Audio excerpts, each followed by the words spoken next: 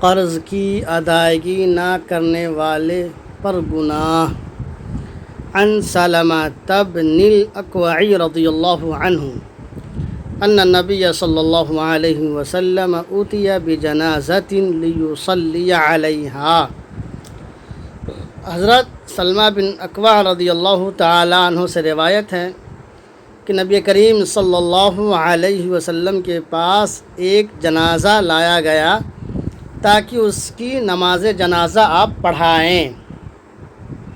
فقال هل علیہ من دین، چنانچہ نبی کریم صلی اللہ علیہ وسلم نے فرمایا کیا اس پر کوئی قرض وغیرہ بھی ہے؟ قالوا، صحابہ کرام رضی اللہ تعالی عنہم اجمعین نے فرمایا لا، نہیں۔ فصلی علیہ، چنانچہ نبی کریم صلی اللہ علیہ وسلم نے نماز جنازہ ادا کی، اس کی نماز جنازہ پڑھا دی۔ ثم اُوتِیَ بجنازۃ اخری، پھر ایک دوسرا جنازہ آیا۔ فقال علیہ من دین، پھر نبی کریم صلی اللہ علیہ وسلم نے فرمایا کیا اس پر بھی کوئی دین قرض وغیرہ ہے؟ قالوا نعم، صحابہ اکرام رضی اللہ تعالی عنہم اجمعین نے فرمایا جی ہاں، اس پر قرض ہے۔ قال صلوا علی صاحبکم، چنانچہ نبی کریم صلی اللہ علیہ وسلم نے فرمایا تم اپنے بھائی کی نماز جنازہ پڑھ لو۔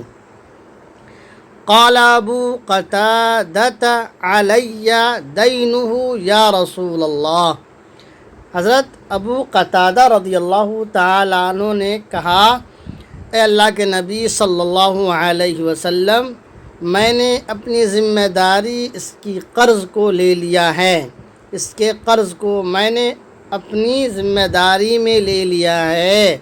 فصلی علیہ، چنانچہ نبی کریم صلی اللہ علیہ وسلم نے پھر نماز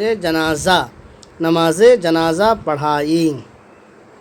تو معلوم ہوا کہ قرض کسی کا لے کر کے مر جانا یا غصب کر لینا یہ بہت بڑا گناہ اور جرم ہے۔ اگر آپ پر کسی اعتبار سے کوئی قرض ہے تو جلد سے جلد اس کو ادا کرنے کی کوشش کیجیے۔ روایت ایک مرتبہ اور دیکھ لیجئے۔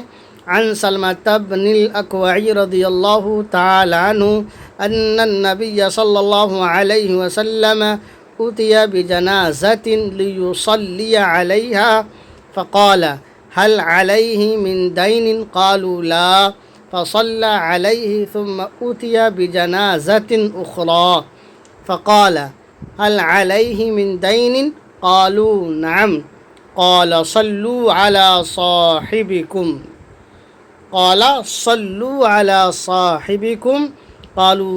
قال ابو قتادۃ علی دینہ یا رسول اللہ، فصلی علیہ